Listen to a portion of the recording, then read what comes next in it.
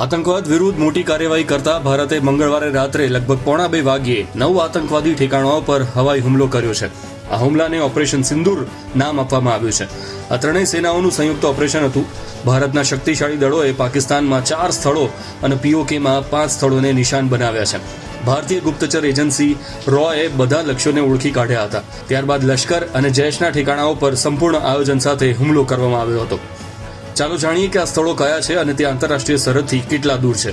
બહાવલપુર આંતરરાષ્ટ્રીય સરહદથી લગભગ 100 કિલોમીટર દૂર આવેલું તે જૈશ એ મહમ્મદનું મુખ્ય મથક હતું, જેને ભારતીય દળો દ્વારા તોડી પાડવામાં આવ્યું છે. મુરીદખે આતંકવાદી ઠેકાણું આંતરરાષ્ટ્રીય સરહદથી 30 કિલોમીટર દૂર આવેલું છે.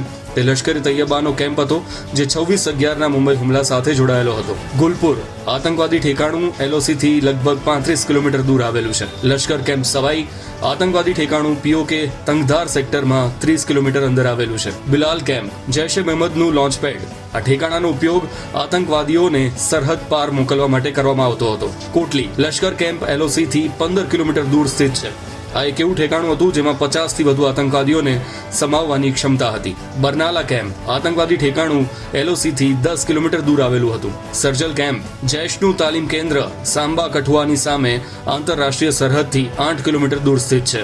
મહેમૂના કેમ્પ જે સિયાલકોટથી નજીક છે, તે હિઝબુલ મુજાહિદ્દીનનો તાલીમ કેમ્પ હતો અને આંતરરાષ્ટ્રીય સરહદથી 15 કિલોમીટર દૂર સ્થિત હતો.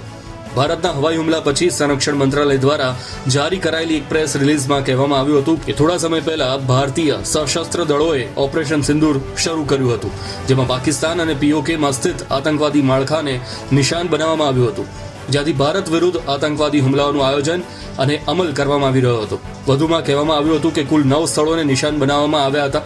તે સ્પષ્ટપણે જણાવે છે કે અમારી કાર્યવાહી ઉશ્કેરણીજનક નથી. કોઈ પણ પાકિસ્તાની લશ્કરી સ્થાપનાને નિશાન બનાવવામાં આવી નથી. ભારતે પોતાના લક્ષ્યો પસંદ કરવામાં સંયમ રાખ્યો છે. ભારતના હવાઈ હુમલા બાદ પાકિસ્તાની સેનાનું નિવેદન પણ સામે આવ્યું છે. પાકિસ્તાની સેનાએ કહ્યું કે 6 સ્થળોએ 24 હુમલા કરવામાં આવ્યા હતા. આમાં 8 લોકોના મોત થયા છે, જ્યારે 33 લોકો ઘાયલ થયા છે. તે જ સમયે ભારતીય સેનાના હવાઈ હુમલા બાદ ગભરાયેલ પાકિસ્તાન નિયંત્રણ રેખા પર સતત યુદ્ધ વિરામનું ઉલ્લંઘન કરી રહ્યું છે.